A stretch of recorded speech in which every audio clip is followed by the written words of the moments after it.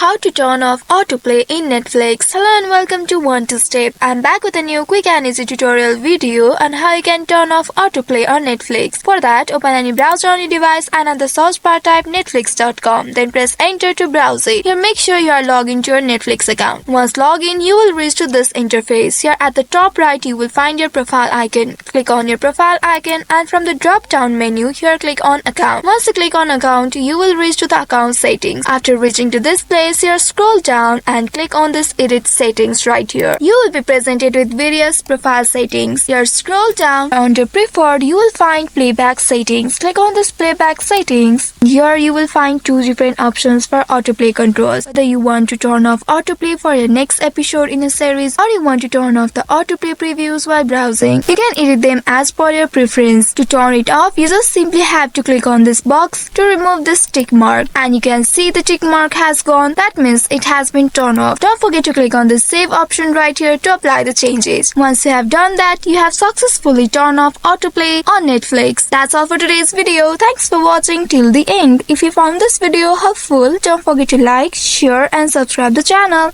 Also hit that bell icon to get notifications on more such helpful tutorials. See you in next video. Stay connected.